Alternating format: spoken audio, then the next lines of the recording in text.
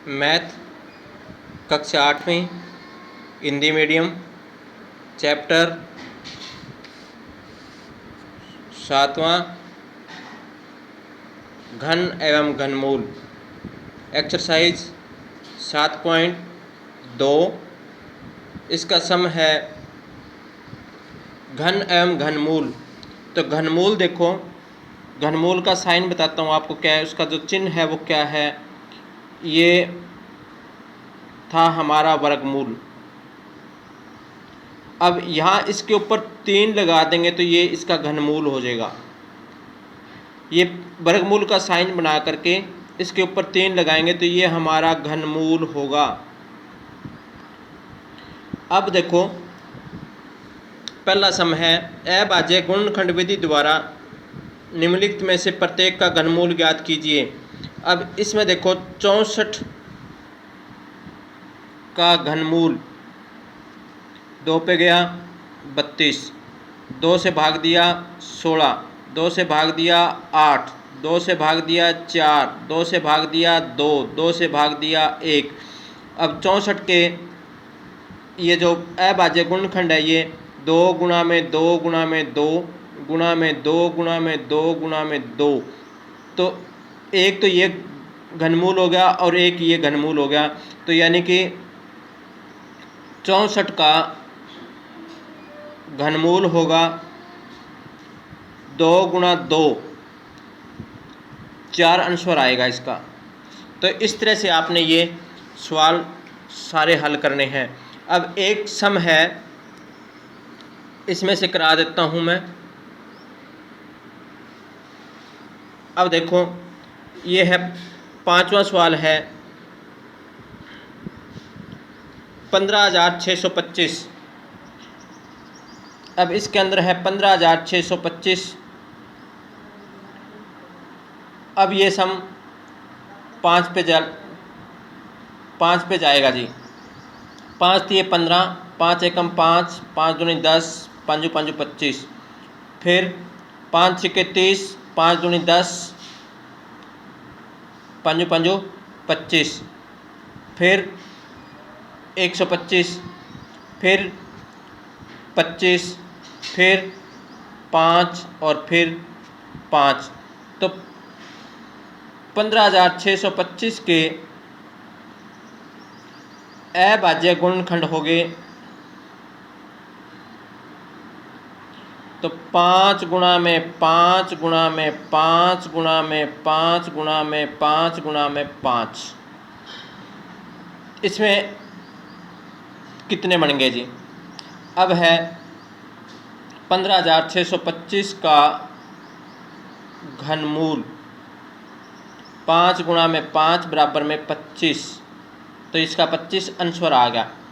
इस तरह से आपने ये सम करने हैं।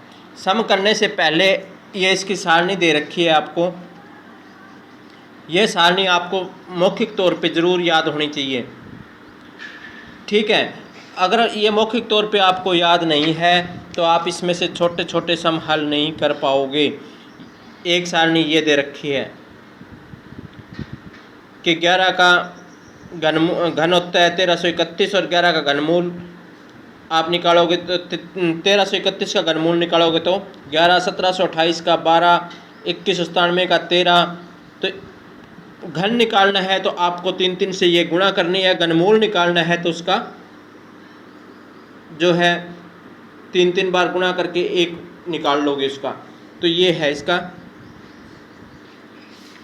निकालने का तरीका, ठीक है जी। अब है सम नंबर 2। किसी भी विषम संख्या का घन सम होता है। सम संख्याओं का घन सम होगा, विषम संख्याओं का घन विषम होगा। यानी सम संख्याएं हमारी 2 4 6 8 ये होती हैं और विषम संख्याएं 3 5 7 19 21 ये होती हैं। तो इनका जब हम घनमूल निकालेंगे तो इसका आंसर विषम आएगा, सम का सम आएगा।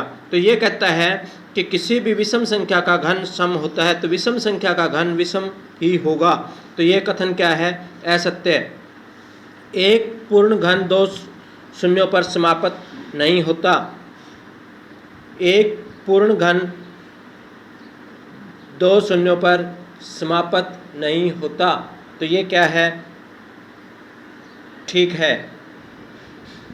किसी संख्या का वर्ग 5 पर समाप्त होता है तो उसका घन भी 25 पर समाप्त होगा। तो 5 गुणा 5 गुणा 5, पंजू पंजू 25, 25 पंजा 125, तो उसका घन 25 पर। तो ये क्या है? असत्य है।